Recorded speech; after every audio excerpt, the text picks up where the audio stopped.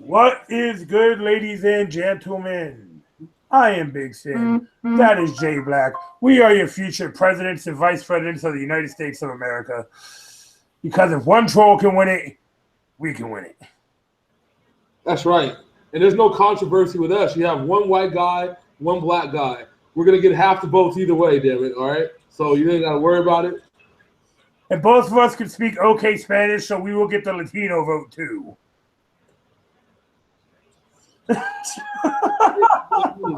Say habla money. Yo habla español? Motherfucker, I want money. You mucho dinero? Come see me, motherfucker. Anywho, welcome to Wrestling Talk for this week. We have a wide variety of shit to go through because we got TLC coming up on Sunday. We've had an actual fantastic week of action on the shows this week. But some might remember 3 or 4 episodes ago, Mr. Black over there said, Sin, you should check out Impact Wrestling. It's doing really well. They've really changed.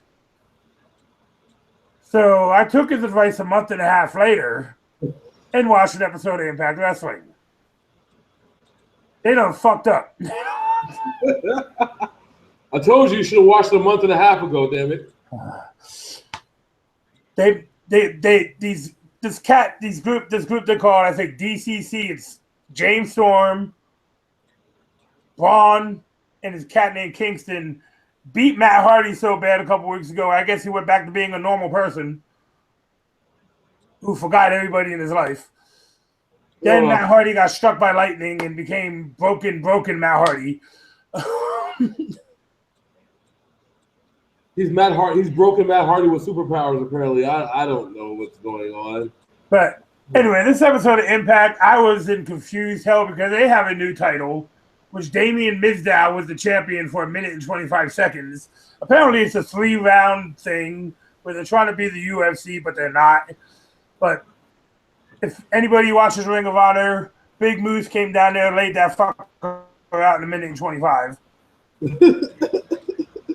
Then we had an X Division match. Those matches are always good. I didn't know DJ Zima Ion was a good guy now. He was an annoying dude with Robbie E and fucking that muscle dude. What the fuck was that guy's name, Jay? Black? Oh, you talking about the cat who did the porno with Victoria. oh shit! Oh god damn! The dude who's always flexing.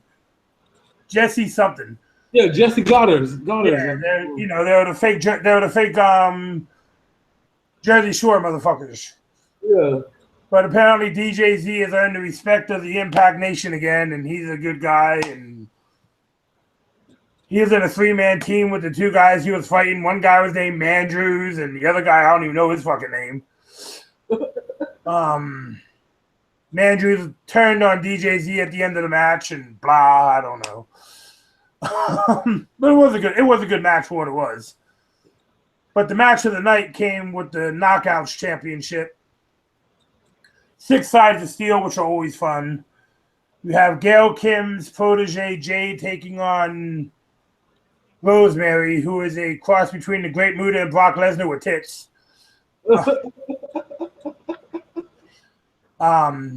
Really good match. Gail Kim was out there because she's supposedly announcing her retirement, but in my opinion, like I told Mr. Black, I think she's going to be Asuka's next challenger at NXT.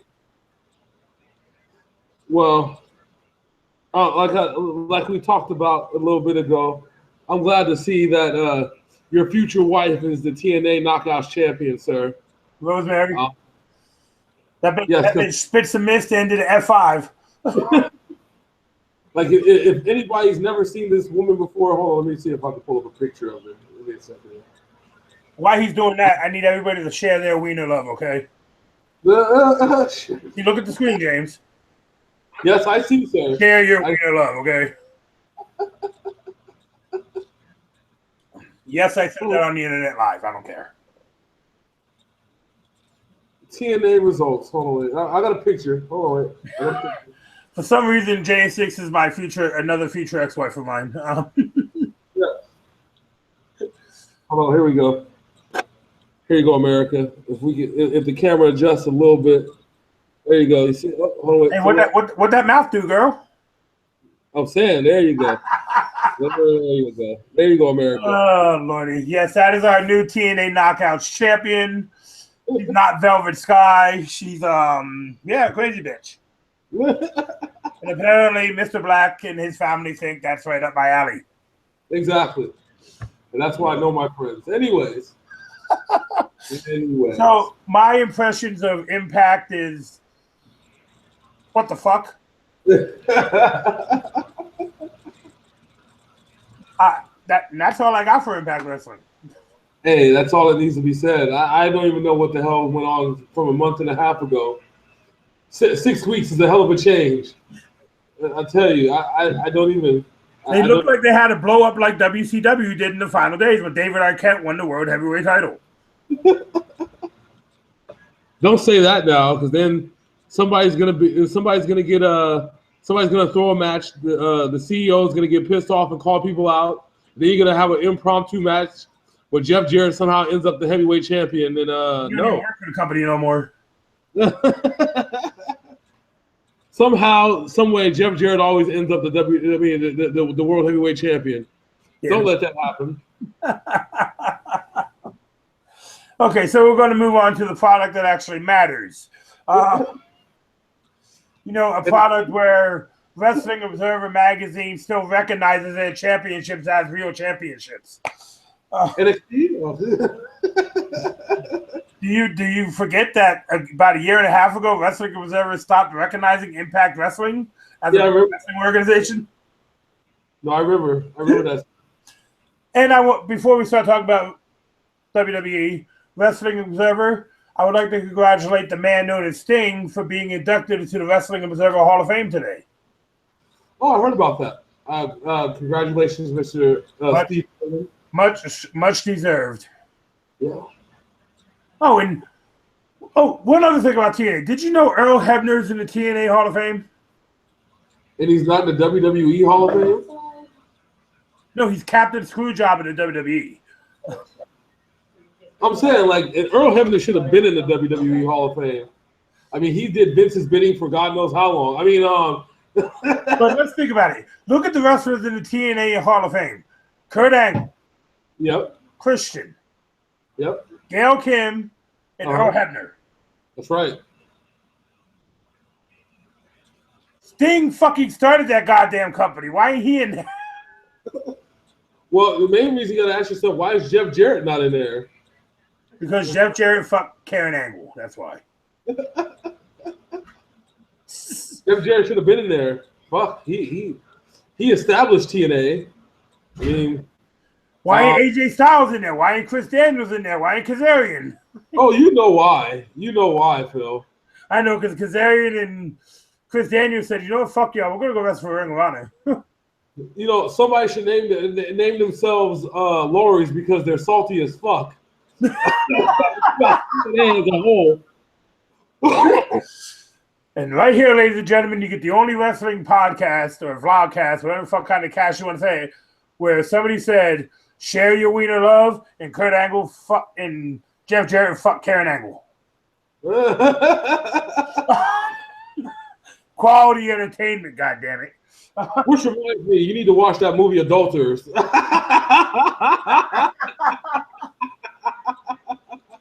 All right, so let's move on to Monday Night Raw, which they deviated from what they've been doing, and I'm going to say it was a good thing that they did. Now if you're referring to the format of the show itself, yes. They did a good change, and not only did they do a good change, they it's been a lot. WWE in general, the last few weeks have been a lot of. You need to pay attention because you don't know what the fuck is going to happen if you miss an episode, and I like that shit. Yeah, back to being must-see TV. Yeah, 2 weeks ago we had Dolph Ziggler, in the Miz, where Dolph Ziggler lost the belt right before the damn pay-per-view. Yep.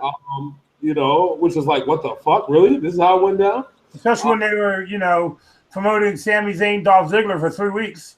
Yeah. Yeah. So we're going to get it started with once again, the Chris Jericho highlight reel with Kevin Owens. Of course. But this time, do you think this breakup is real? No, I don't think it's real. Because I'm going to say one thing about this little segment when Chris Jericho was leaving. That was the shittiest goddamn pedigree I've ever seen in my life. He was laying on the car before Seth Rollins even came down on his knees. Yeah, I know. And sometimes people see there's certain people that know how to eat pedigrees, and Chris Jericho is a person that really knows how to eat a pedigree. I think he was just being lazy. Well, if that was Triple H would have picked him up and did it again. Oh yeah, of course. No, motherfucker, you gonna take it? You gonna take it? No. And then Randy Orton, when he came out, would have been like, stupid. Oh. Look at. Oh, you talking about like he did Kofi Kingston that time? Yeah, exactly. Let's see some of the memorable quotes from the Chris Jericho, Kevin Owens. Kevin Owens to the fans. That's a fact. None of you have made history.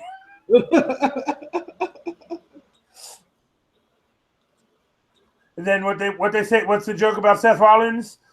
You know what they call that. Because it happens so often. He got Rollins. But then Roman Reigns dropped the mic on Kevin Owens. Yeah. Said, I love the Kevin Owens show. But here's a little spoiler. By the end of the episode, I'm going to kick your ass. Well, at least he didn't say suffer and succotash. Okay? Yeah, I know. You see, I like this Roman Reigns that's been around now. I'm actually an asshole Roman Reigns that knows that he's being booed, but gives 2 shits less. Okay, what are your thoughts on Sami Zayn's confrontational attitude towards Mick Foley for trying to save his life? Well, I figured the whole thing is that he figures Mick Foley got him into this mess. And so... Well, if you want to actually think about it, Sami Zayn got himself into the mess when he came out and got in Braun Strowman's face 2 months ago. Yeah, somebody has to. I mean... Not Sami Zayn. Well, who is going to... he wanted more competition. And I think somebody as decorated as Sami Zayn is considered more competition. Until you've seen what Braun Strowman has done to the man. That's not the point. We're talking about on paper, Phil. That's what matters. And I think you had something to do with what happened with Braun Strowman on Monday night. Because R-Truth sold his spot in Survivor Series to Primo and Epico. You wrote to Mick Foley and told him that he needs to be punished at the hands of Braun Strowman. No, I told him that they should punish Primo and Epico, not R-Truth. Well, you know Mick Foley took a lot of chair shots. It's The Rock's fault. Things get confusing up there at times. I know. I'm sorry. You see it sometimes when he's doing interviews. You know, he's got to ask Stephanie what his next line is. Anyway, Braun Strowman tried to kill R-Truth and then tried to kill Goldust. Well, that's the way the cookie crumbles, my friend. You're going to get yourself involved, you're going to die. Can't fuck with Braun Strowman. So Braun Strowman is becoming a super athlete. Yeah, he's trying to kill people. And I like it. Fuck it. Let him run around and kill people until there's nobody to kill anymore. And then he can have matches with the Big Show where he kips up on them. Yeah, no shit. Now, this was my upset of the night, and I don't think they should have done this, but they did it a couple weeks ago in Scotland with Noam Dar losing his match at Scotland. But yeah, Tony Nese against Cedric Alexander. In my opinion, they kind of putting Cedric Alexander's feet in the mud right now. Yeah, I know. Got to show him a little bit of adversity. I guess you can only have one hot black guy at one time, huh? Yeah, well, like I said, he's got to have a little bit of adversity. I mean, Cedric Alexander, oddly enough, I mean, if you kind of like the tag matches, has been on a roll. So, I mean, I don't know. If he's going to lose, I guess lose now. I mean, Even though I didn't want him to, but fuck it. Well, we got to mention that Tony Nese pump handle pile driver thing that he does. Yeah. That injured 2 people at the Cruiserweight Classic. And he kind of fucked up Cedric Alexander with that move. Yeah, I know. He'll live, though. But that might have been revenge for Cedric Alexander trying to kill Drew Gulak a few weeks ago with that fucking fucked up ass lung blower that he gave him. Oh, yeah. There's a little revenge there. Now we're going to move on to Enzo Amore's dying at the hands of Rusev.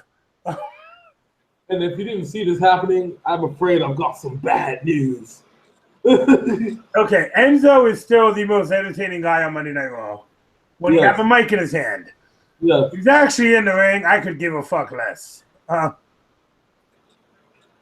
Well, that's why I feel that he's out of his league right now as far as in the heavyweight division. Somebody needs to weigh this man, make sure he weighs under 205 pounds, and stick him in the cruiserweight division. I think it will turn into the most interesting cruiserweight division. Like the cruiserweight division would literally be must-see TV at that point. If they gave Enzo the cruiserweight title, let Big Cash run with like a mid-card title, U.S. title, IC title, they could really have some real good fans, like really able to entertain. I'm telling you, it'll be awesome.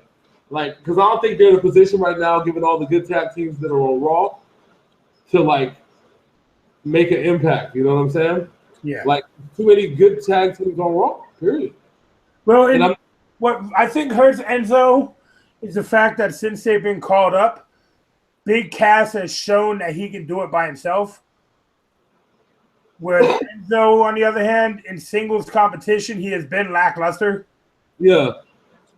Well, hold on. All right. So Enzo's personality is bigger than his body. That's kind of where my thing is that you have this man that has because he's a certified G and a bona fide stud. You got a guy that's literally on like Rock level of charisma, but not on the level of like size. I mean, you got to remember the Rock was a huge star, but the also part about it was he was 6'5", 275 pounds of a Samoan badass. And Enzo, let me get some stats on Enzo real quick. Let me see. Well, while you're looking at his stats, I'm gonna give you the best quote that he had that night. Yeah. That was Enzo Amore talking about Lana when he said, "She got to see the realest guy in the room in his realest form. Now she knows how I'm doing." All right, so Enzo is 5'11", 200 pounds. Just imagine it would be the almost equivalent of Dean Malenko with The Rock's personality. If we're going to go height and weight on somebody. I mean, that's how big it would be, but not as talented as Dean Malenko. But that's why I said that he needs to be in the cruiserweight division. Like, he could really, really make an impact and put a huge name on the cruiserweight division if he was in there. Well, it would bring charisma that right now only Rick Swann, T.J. Perkins, and Brian Kendrick have in the cruiserweight division. Exactly. You had another player. You put Enzo in that mix. You know that it's going to be off the chain. Like, imagine him in the mix going against Cedric Alexander, going against guys like imagine a roasted match that he would have against Brian Kendrick. He would bury that again. But the only thing I think they fear with Enzo is that, like in the video game series Uncharted, what's Nathan Drake's biggest adversary in the Uncharted series? Small little platforms and low bushes. Enzo Amore's biggest adversary in the ring are the fucking ring ropes. That man's been injured more time by the ropes than he has fucking by other wrestlers. Yeah, I know. But I can't see Enzo without Cass. That's the big problem. Like, you can't even do the promo. Wait, see, that's why, I think Enzo would maybe make a better manager for Big Cass. But I like Enzo. No, and I know that. But I think as a talker, he's got it. His in-ring performance is what hurts so. Yeah, but because they put him in a match like he's built like a cruiserweight. That's what my thing is. Like, he is literally built like a cruiserweight. I mean, can you imagine if Big Cass had the mic skills like Enzo? We did. We had remember the 2 weeks that Enzo was gone, and I mean, Cass got mic skills. I mean, that's not even. No, but I'm talking about being able to carry the mic skills. Cass's mic skills, they're not as good as Enzo's. Well, no, because again, Enzo's personality is bigger than his body. I mean, that's where we're at right now. Like, I don't know, that's rough, bro. I mean, I can't see one without the other. Like, hell, if they even went and turned the heel and he went in the cruiserweight division and Big Cass helping him out during matches on some asshole shit, that should be kind of cool too. I don't give a fuck. But they need to find something. I'm like, either you're gonna make him the tag team champion, and then when they lose the belts, you have Big Cass call him the weak link, and then and I don't know, but it's just so many problems with all that. I don't know. All right, so we're going to move on to the next match, which was a really good match between Noam Dar and Rich Swann. Oh, of course. These two guys, they showed out. I'm a big fan of both. Dar and Rich Swann, those dudes, they represent everything that's great about the cruiserweight division. And that spinning heel cook that Rich Swann, his attitude as his finisher, that shit is vicious. Yeah. Oh, yeah. I got no words for that. That's just ridiculous, brother. Ridiculous. I said, shout out to Rich Swann and Noam Dar. They do their thing. Like, all the cruiserweight, shout out to all of them because they always do their things, man. Like, there is never a cruiserweight match that I've ever been disappointed in this whole time. Like, I've never been like, no, I don't feel like watching that match. Yeah, since it's come back to the WWE, the cruiserweights have been must watch. Yeah. Now we got probably the best segment of the night, in my opinion, what you would like to call the formation of these foreign superpowers in a bar, APA style, with Sheamus and Cesaro. Yes. I was cracking up this whole segment because it reminded me of an old APA bar fight. I'm saying, right? But now they're calling each other partner. The New Day might finally drop their titles. Be afraid. Be very afraid. Told you, there's too much talent in the tag team division right now. And if these two get on the same page, there ain't going to be no stopping those two. Nah, I'm saying, insane. In-fucking insane, bro. Now we're going to move on to another really good match on this card. Well, before we go any further, we got to talk about Charlotte and Sasha's first match of the night, which ended in a double countout. Yeah. This is being billed as their last match, and the way that ended, there was no way in hell Mick Foley could have let it end like that. Well, exactly. No, you can't. Like, when these two fight, you can't. Considering that what their last two matches were, you cannot let that shit end in like double countout. You can't do it. Can't do it. Like, you got to have a result. So before we get to what that result was in their second match, we're going to talk about another fantastic match. Roman Reigns fighting Kevin Owens to become the number 1 contender at Roadblock. Roman Reigns has stepped up in big situations lately. Yeah.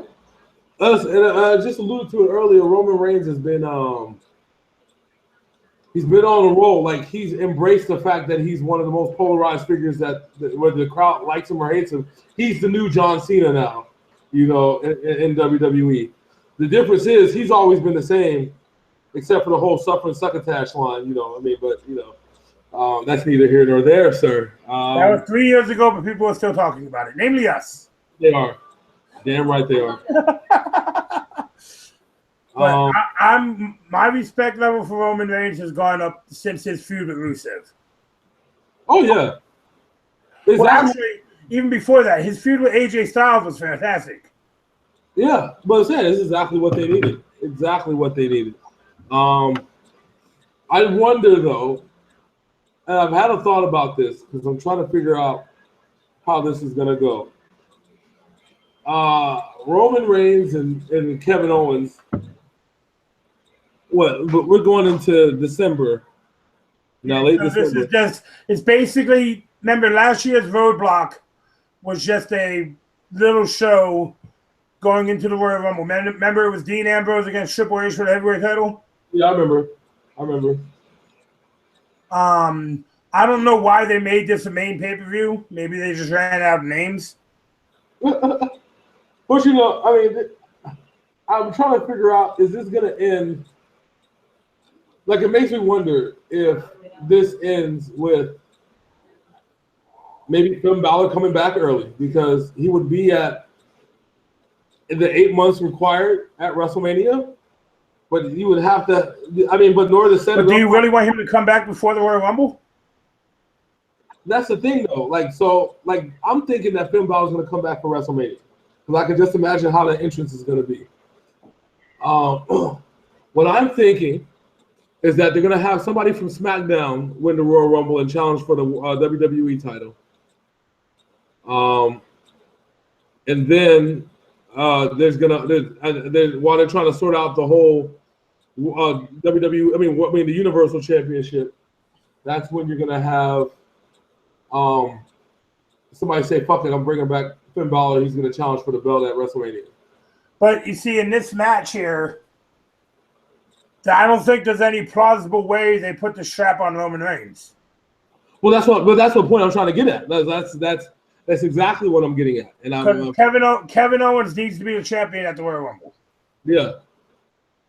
And it'll probably be Kevin Owens, Seth Rollins again, which I'm okay with, as long as Chris Jericho stays the fuck out of the match. Which is odd, because I thought to myself that they're gonna do it. Well, let me phrase that. Didn't they do a fatal 4-way between them four before? Well, no, remember they had the triple threat. It was Seth Rollins versus Jericho versus Owens. I think that Royal Rumble is gonna have a fatal 4-way, I think it's gonna be like elimination fatal 4-way. Okay. That's what I believe. Like, because at this point you're already intertwining their storylines like this. You know what I'm saying? Like, what else do you got to lose at this point? You see, in that, in this point, my prediction can come true. Chris Jericho will take Kevin Owens' title. You think so? Remember I said it last month. I think Jericho would be the one to beat him for the title. Chris Jericho accidentally win the Royal Rumble? No, Chris Jericho accidentally win the fatal 4-way. Oh, Lord. Like, if he fucking... It'll happen. It'll be just like what happened in Triple Threat. Roman Reigns will Superman punch Chris Jericho, and he'll fall on top of Kevin Owens to get the 3 count.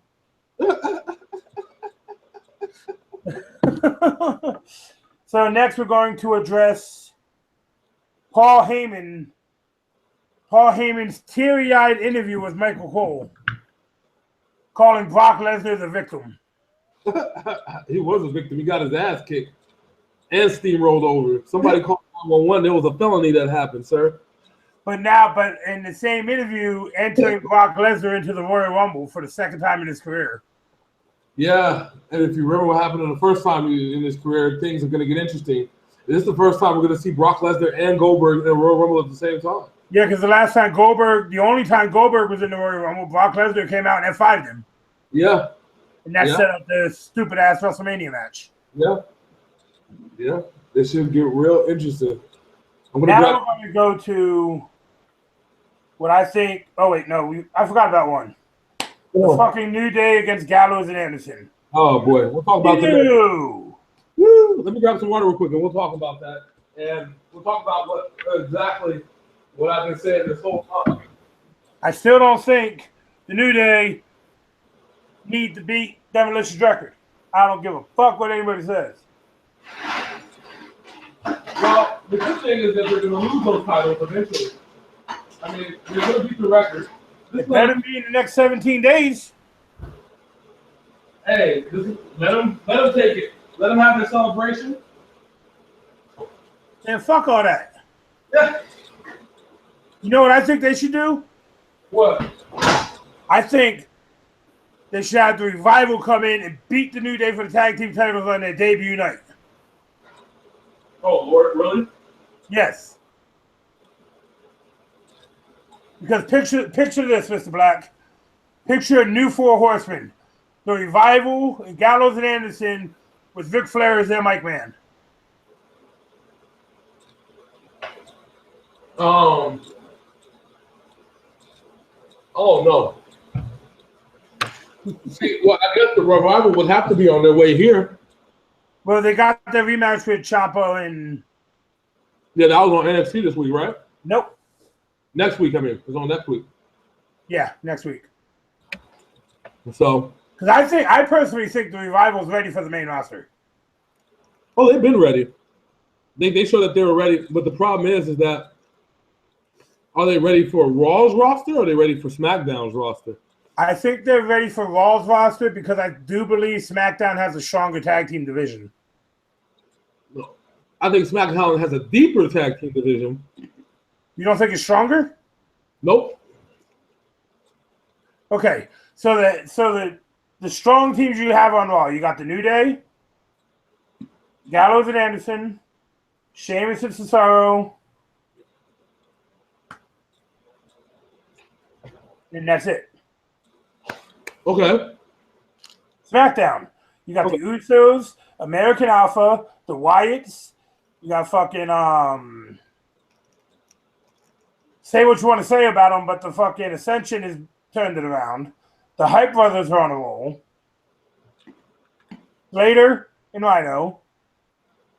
I think they have a better tag team division over there on SmackDown. I think it's deeper. And plus, and what even makes SmackDown's tag team division better is Primo and Epico are not part of it. While this is true, I still think it's deeper, but not better. And the reason why is because of those three names you named, and don't forget about Enzo and Cass. Enzo and Cass is a weak link in the tag team division. No, Primo and Epico are the weak link. Goldust and R-Truth are the weak links. The only issue with the Golden Truth is that they're trying to rekindle Goldust and Booker T, which is not going to happen. No, it ain't going to happen. But that's what I'm saying, though. Like, I mean, I think the Survivor Series kind of proved itself. Yes, it's scripted. Yes, I know. Blah, blah, blah. But when you put the top three teams on Raw against the top 5 teams on SmackDown, and you still come up with the fact that Raw won, you think about that for a second. I get what you're saying, but I think in a performance-based, consistency-based, which is where I'm drawing my opinion that SmackDown's tag team division is better, is because you got performers like the Usos, American Alpha, and as you've seen on SmackDown this week, which we'll talk about soon, the Wyatt family look flawless as a team. Randy Orton and Bray Wyatt. While they look good, here I have there's a question for you. Is there a team on there is there a team on SmackDown that you think is better than Gallows and Anderson? American Alpha. Now we already proven that's not the case. They're too smart. No, but that was in a Survivor Series match. I think in a regular tag team match, I think American Alpha will get them. I think they need to have that match. I would love to see it. All right, so I'll give you that. Cesaro and Sheamus. I would say the Usos, but we already showed in a 2-on-2 match that Cesaro and Sheamus got those two. Yeah. I think you would have to have Orton and Wyatt against those two. All right. Now, considering that the New Day can anytime use 3 people at once. And that's the other thing. You'd have to have the Wyatts fight them too.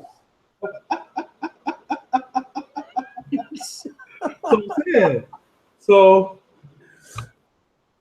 like, you need 5 teams to be able to compete with the best 3 that Raw has, and you're only as strong as your weakest link. So let's think about it: Primo and Epico against Breezango.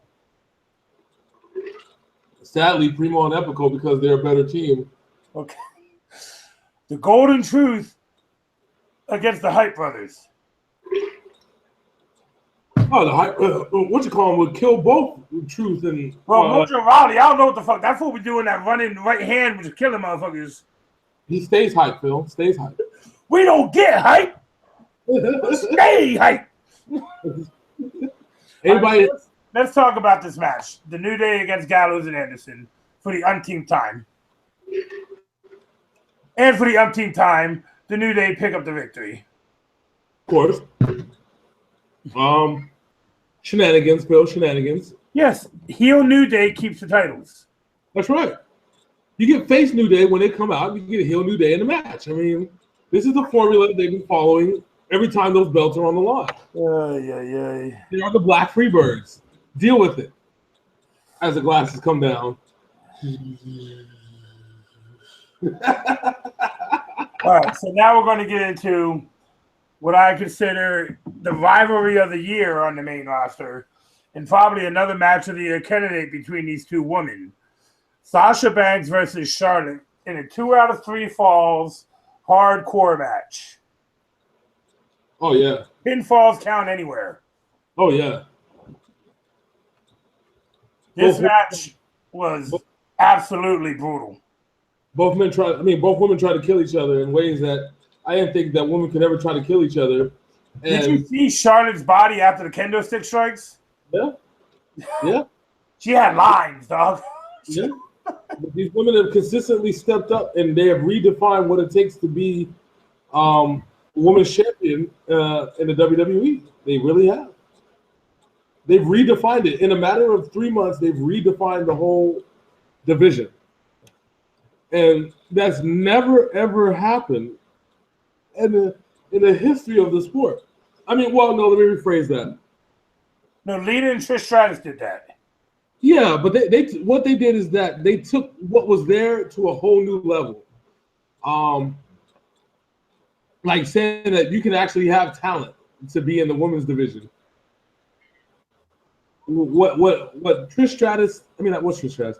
What Charlotte and Sasha has done is that they've completely taken all these borders that they've established around the women's division, completely broken them, shattered them, and at the same time redefined what can be a main event. I mean, this is what 3 times that the women have main evented within the last 3 months, right? Yeah, Sasha and Becky Lynch have main evented Raw 3 times in the last 3 months. Yeah. When Lita and Trish were the first ones to do it ever. Yeah. Yeah. But and to think that nobody in the division after that has ever been able to reach that high of a caliber up until now. No, the only ones who came close were Melina and The Undertaker's wife, Michelle McCool. Oh, yeah. But they never got the main event. Yeah, exactly. Exactly. What you got here with Sasha Banks and Charlotte are probably the 2 greatest women wrestlers that we will see in this generation. Yep. Hands down. Hands down. And the way that match ended with Sasha Banks trying to break Charlotte's back around the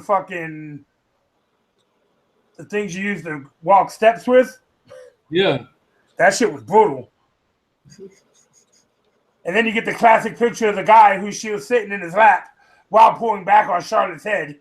Yeah. That dude was sitting like, oh my God. I think homeboy went into shock, dog. I would have too. Shit. And once again, 3 times, Sasha Banks is now the women's champion. Very much deserved. Yeah. Yeah. Now, she can only beat Charlotte at a pay-per-view.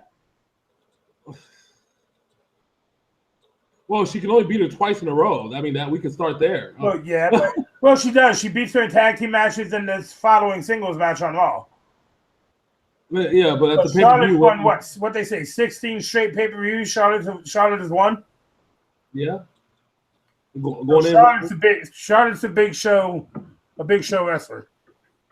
Is she gonna take over the Shawn Michaels moniker, Mrs. WrestleMania? She gonna be Mrs. WrestleMania? Looking ass. Pay-per-view. So now we're gonna move on to WWE SmackDown Live. And rest in peace, James Ellsworth. Yeah, he died. AJ Styles killed this man. Yeah, I thought that.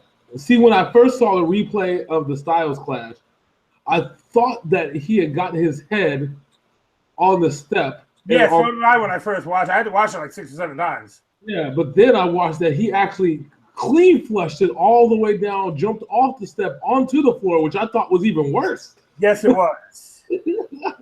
Why? Why'd you do it? Especially because the dude doesn't have a chin to absorb the impact either. Exactly. That's all face. That was James Ellsworth. I was like, damn, that's why. Yeah, you had a good run, kid. You had a good run.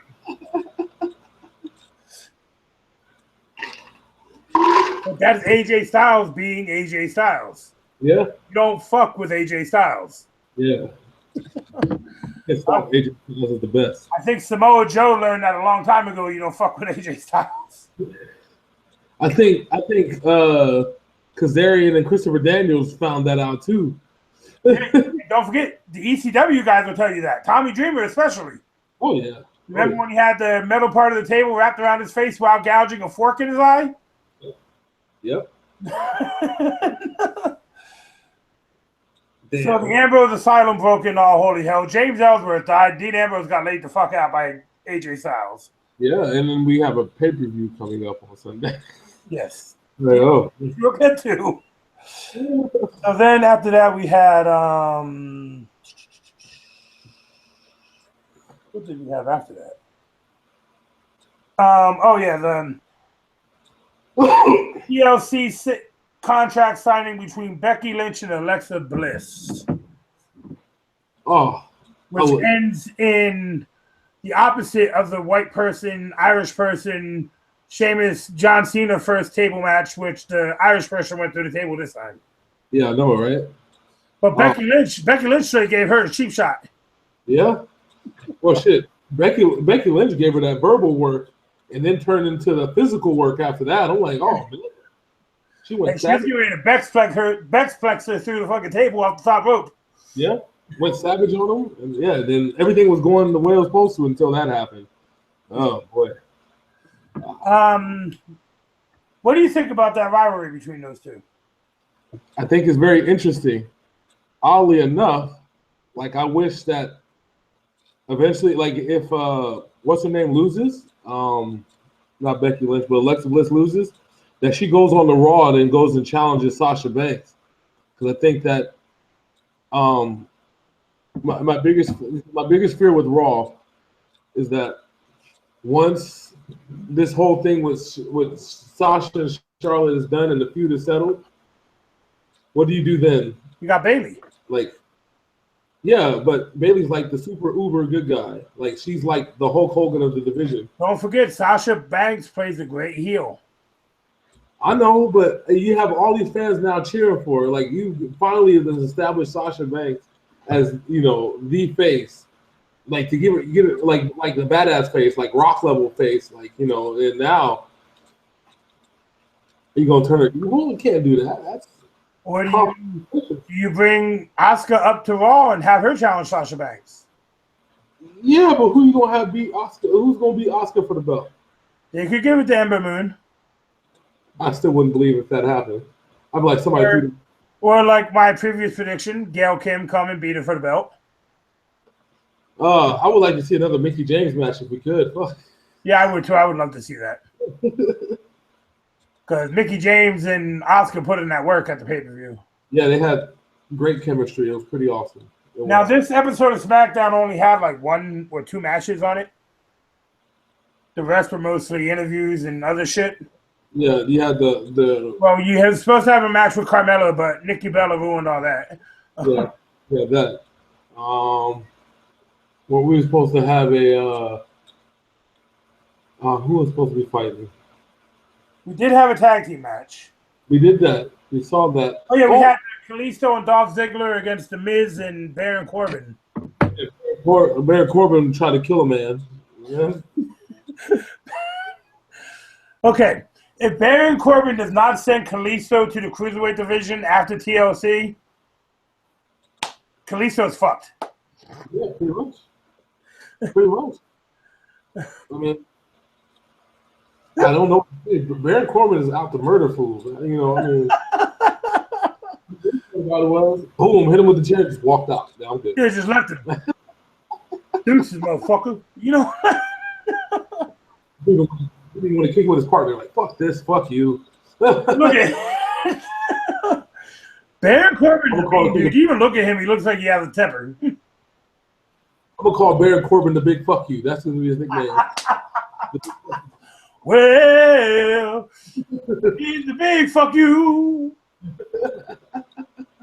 So now let's move on to the match of the night. Yes. Match that me and you were both very interested in when it got signed last week. Yes. American Alpha against the Wyatt family. American Alpha did their best to hold their own. Yeah.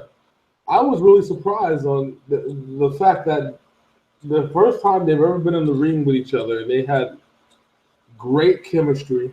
I thought, of course, it was the best match of the night. Considering there was only a few matches that crown wasn't too hard to take, but yeah, the crowd was invested in this match too. Yeah, they were like they wanted somebody to win. Fuck, I mean, they were happy Bray Wyatt would get a shot, or they were happy that American Alpha would finally get a shot back at the belts again, like they deserve.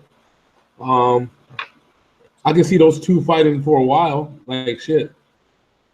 Put the straps on Bray and Orton and let them and American Alpha go at it for a while. Let me see that. I think that would be a fantastic rivalry. Oh yeah.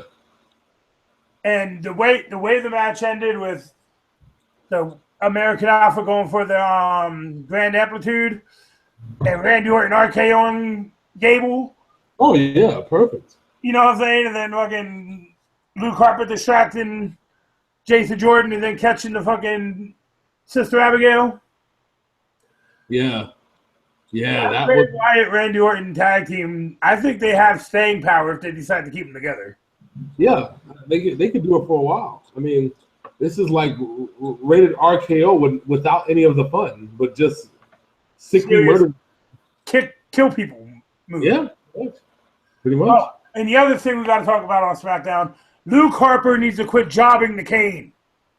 Told you that young buck Kane. I am sick and fucking tired of it. That young buck Kane, he's on the rise, man. He can finally get himself that Intercontinental title match he's been just dreaming about, guy. If anybody from WWE Creative would watch this, do me a favor. Leave Luke Harper the fuck alone. Let the man do his thing, because he proved in matches when he was the Intercontinental Champion against Dolph Ziggler, Wade Barrett, The Miz, the man can go with anybody. Yeah. And make it entertaining. Hell, he made Kane look good. This is true. Right, my mouth's full of. So now I want to toss an interesting concept at you. Okay, so at Survivor Series, Brian Kendrick beat Kalisto to keep the Cruiserweight division on Raw, right?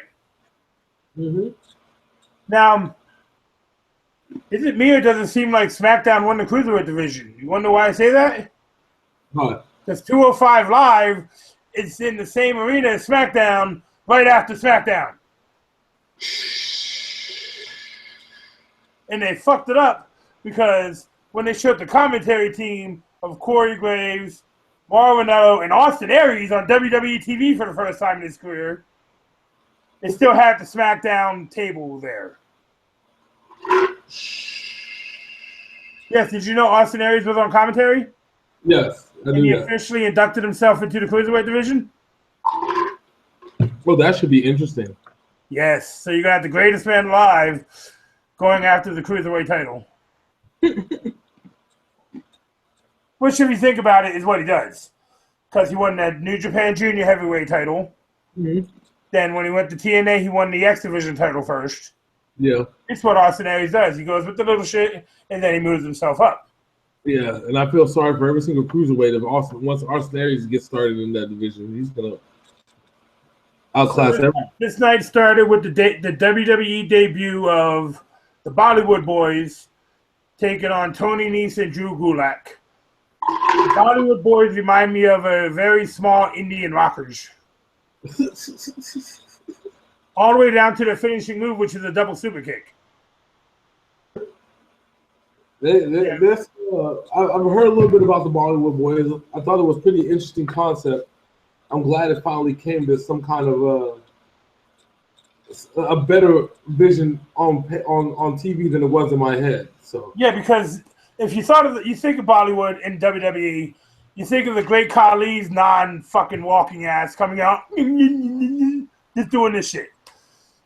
These little guys, the Bollywood Boys, actually have the Bollywood dancing in their fucking on their ring entrance and shit. Mm-hmm. You know, and they're fun to watch. They're high energy, they're technical, and they're both. And one of them's a high flyer. Which is exactly what you needed. Kill those stereotypes and just make it about the wrestling. And that's what the best part about it was. So. Yes, sir. Then following that match, we had my favorite guy in the cruiserweight division, just because of the interesting moves he pulls off in the ring. Jack, the distinguished gentleman Gallagher, taking on one of the Daivari boys, the new Daivari. Jack Gallagher can transition out of any move you put him in. Yeah. Weird way. Yeah, as we learned. If you watch the Cruiserweight Classic, you've seen what Jack Gallagher is capable of. Yeah. He's all finesse until you get in his face. Yeah, Jack Gallagher is one of those dudes that he's like the Cruiserweight Bret Hart. For every Cruiserweight move, there's a Cruiserweight counter move, and he finds it, and he exploits it, and he uses it on your ass.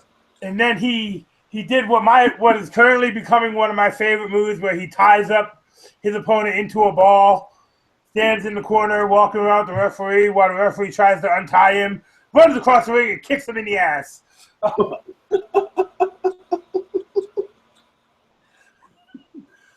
But Jack Gallagher does have one of the most vicious corner running drop kicks I have ever seen. Oh, yeah. And Daivari did his roaring elbow to Jack Gallagher. Yeah. Jack Gallagher bounced off the ropes and headbutted Daivari straight in the nose. Oh. And then did that running drop kick in the corner. Jesus. But then we had the match of the night, which I would consider probably a match of the year candidate. The Brian Kendrick putting his cruiserweight title on the line against Rich Swann. Well, you kind of knew it was coming based off of, well, you knew it was either going to be Cedric Alexander or Rich Swann that was going to be coming up out of this cruiserweight division, which was going to end up being the next cruiserweight champion. Like, you seen it coming in. I was surprised that it happened this soon. Because Rich Swann is 3-0 against Brian Kendrick before this match. Yeah. I'm just surprised it happened so soon. I wasn't expecting this to happen. At the very first 205 live show? Yeah. The match was absolutely fantastic. Oh, of course. As it always is. And like we talked about earlier, Rich Swann with that hook kick. I give Brian Kendrick credit. He ate 3 of them in a row. Oh, yeah. Oh, before yeah. going down. Oh, yeah. If you haven't watched it yet, I would strongly recommend go check out 205 Live, because these guys are putting their heart and soul into it, and you can see it in every single match. Yeah, I'm going to have to check it out. I'm going to check it out again. I missed the first 2 matches. I did see highlights of the championship match, so we definitely. And Brian Kendrick with that fucked up ass neck breaker on the ring post is just wrong. Just wrong. Goddamn. So now a short little NXT thing. Saturday we have Shinsuke Nakamura versus Samoa Joe in Japan. Also on that same card, which I seen earlier today, we're having Rusev versus Brock Lesnar. Ooh, shit. On that card. Ooh, shit. So that can go one of 2 ways. Brock Lesnar is very pissed off about getting steamrolled by Goldberg, and is going to steamroll Rusev, or they might have a decent match. I hope they have a decent match. I mean, I want to see it look good. Yeah. I mean, even though we won't see it, but I hope that they. Well, I think they're airing it on WWE Network. I think it's going to be one of the Japan specials, the Japan Super Show like they did last year. I hope so. Well, we'll check it out. I really want to see Samoa Joe Shinsuke again. Yeah.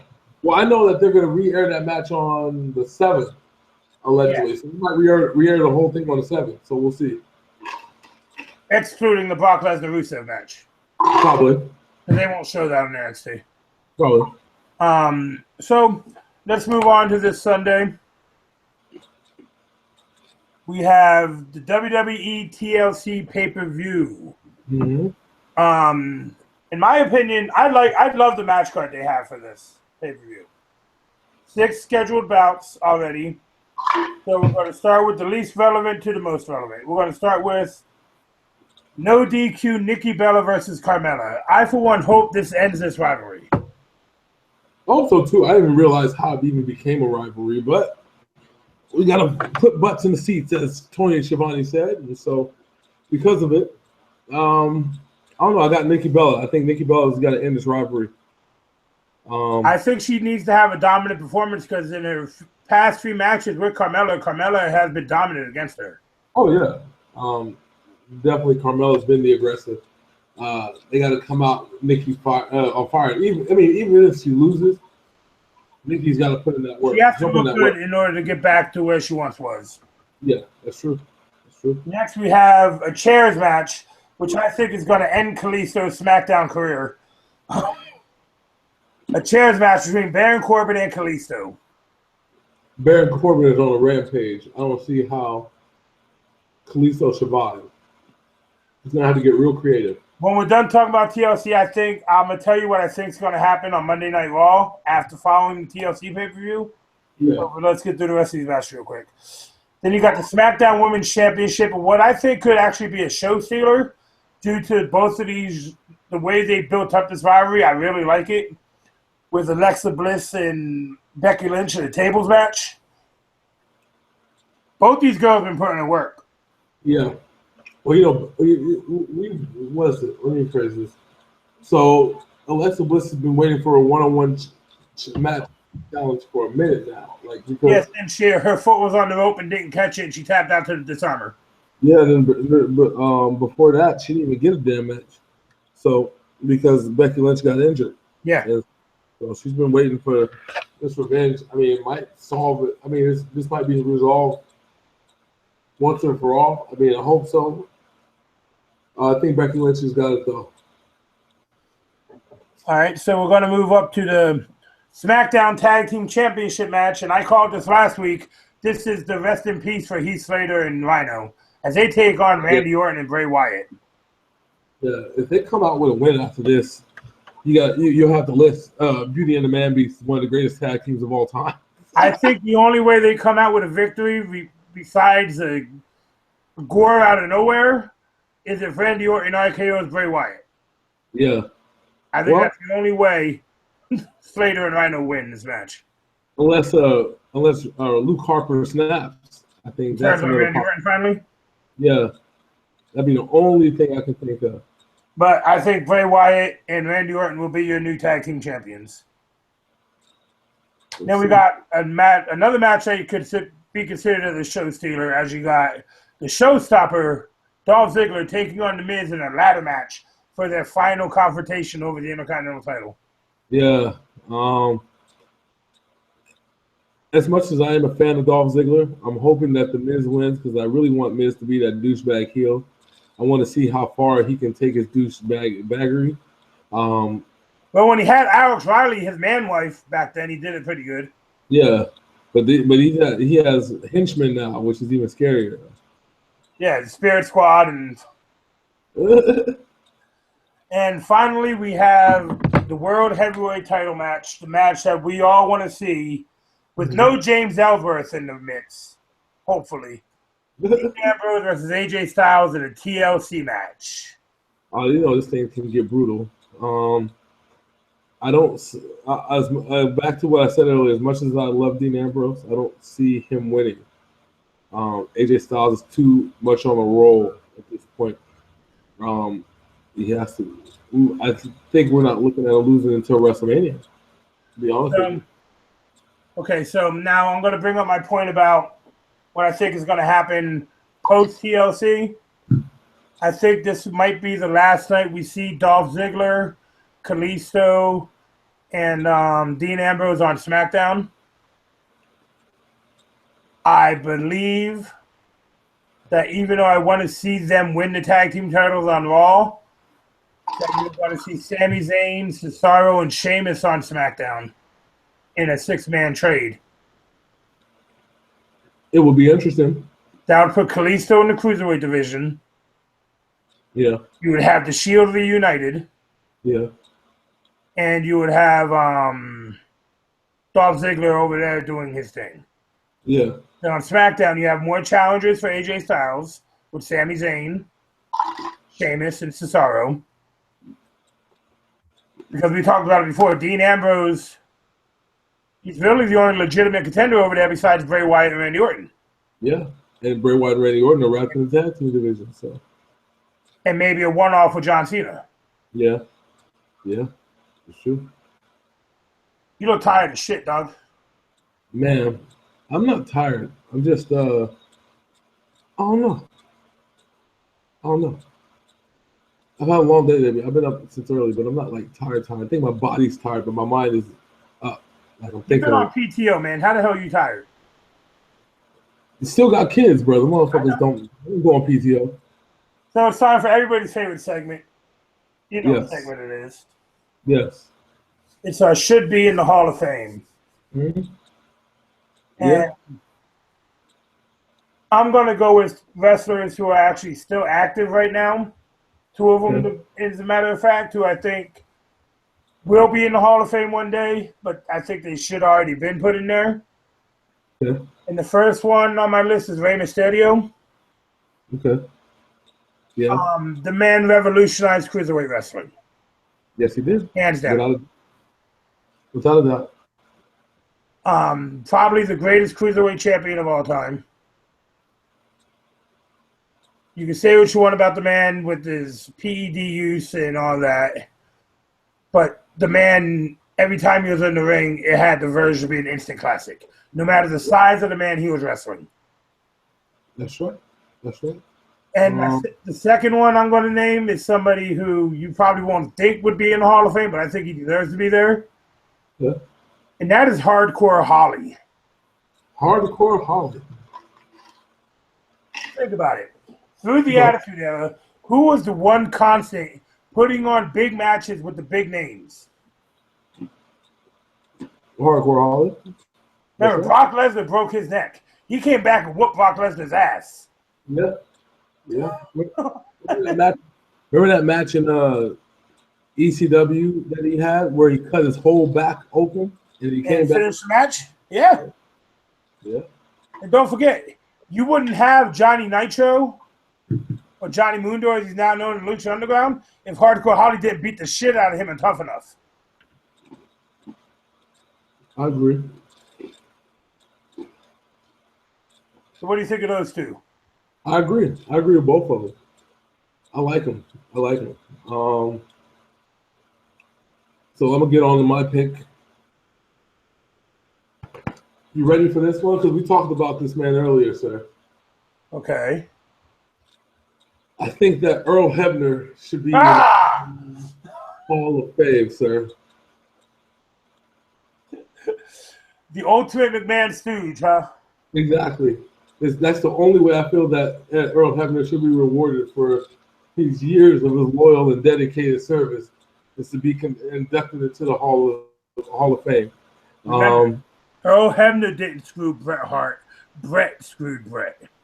Oh yeah, but remember that Earl Hebner was screwing Hulk Hogan over back when with his twin brother. Yeah. Yeah, you know what I'm saying, right? Remember that whole thing? I didn't think he really had a twin brother, but guess he did. Hey, you remember when they were both in Impact and the one Hebner stole all the merchandise and started selling that shit, which is why he got fired?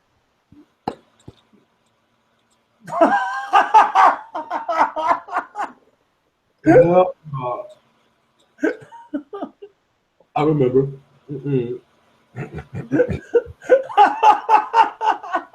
I remember seeing that little headline. Brian Hebner got fired for fucking stealing merchandise and selling that shit out of his trunk. That shit was funny as hell. And ladies and gentlemen, that's what happens when you don't pay your employees. They start stealing merchandise and selling it out the trunk like they're CDs in the hood. You know, I got one more for you, just for conversation's sake.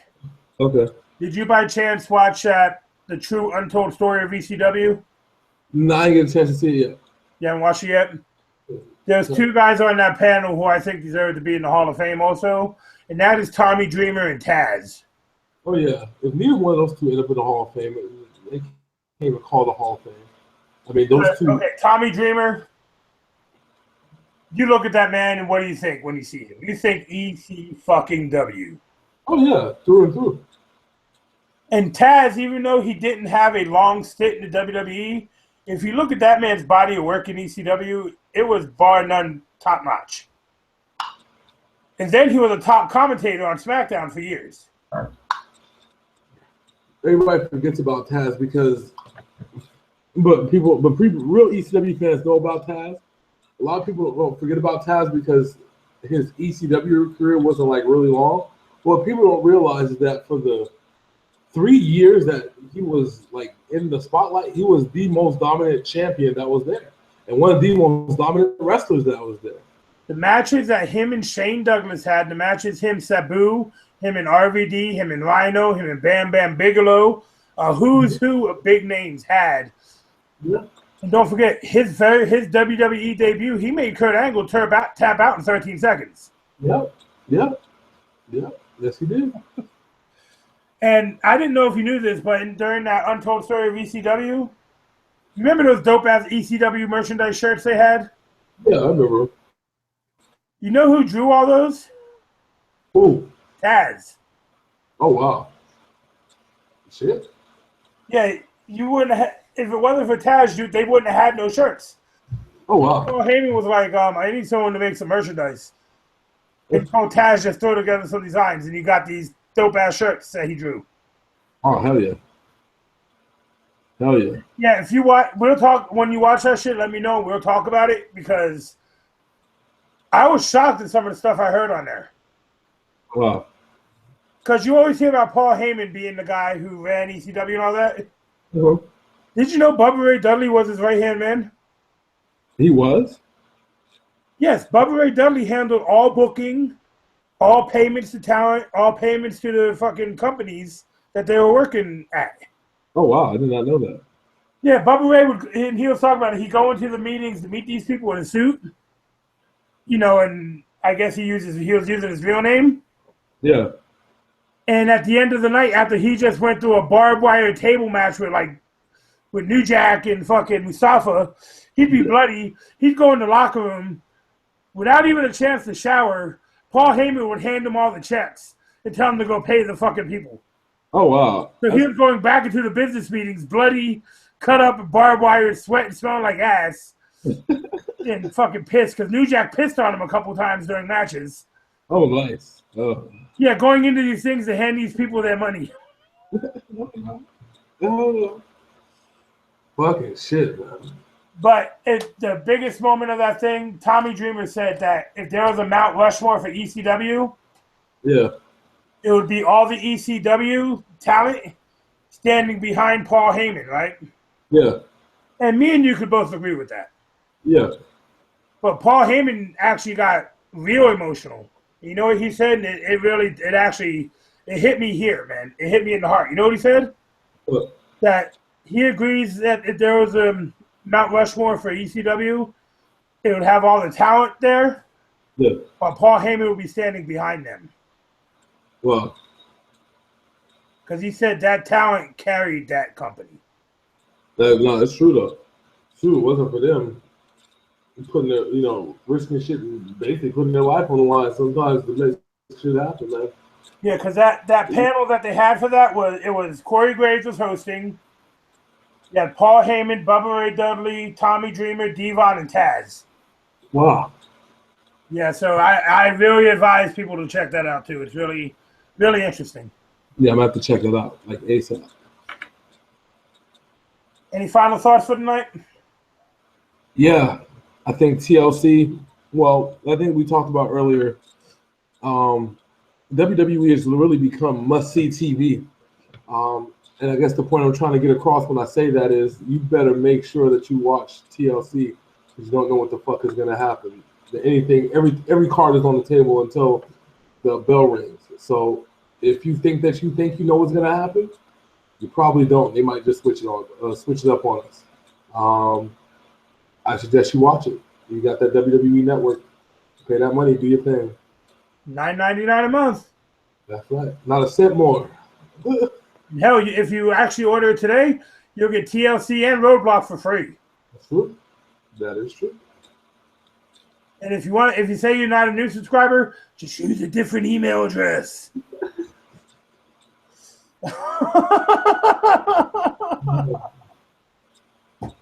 Final thoughts for me tonight is James Ellsworth knows how to take a fucking move. Oh God, yeah. Yeah. Not only did he get thrown off the stage at Survivor Series by Braun Strowman, but he took the most hellacious Styles clash I've ever seen off the steps, flat face on the ground. Yeah, That James Ellsworth. You have balls, my friend. You have balls. He took one for the team. Took one for the fucking team. Shit. But on that note, me and Mr. Black will be back tomorrow night with our NFL shit. Yep. We're actually gonna do it on Saturday night, so I ain't gotta wake my ass up at the butt crack of dawn to do it Sunday morning. But we will see you tomorrow on the NFL. We will see you next week here on Wrestling Talk. I'm Big Sam. That's J-Blaq. Yeah, make sure you know what to do. Like I told you, tell you every week, hit that subscribe button down there. Do the damn thing. We here. We ready to get a crack every time we do this. We do this not for the money. We do it for the love. So if you love hearing two people talk about wrestling and having fun with it, you know what to do. Do your damn thing. And our NFL show is better than NFL Countdown because we gives no fucks. Goddamn right. Good night, ladies and gentlemen. See you tomorrow. Good night.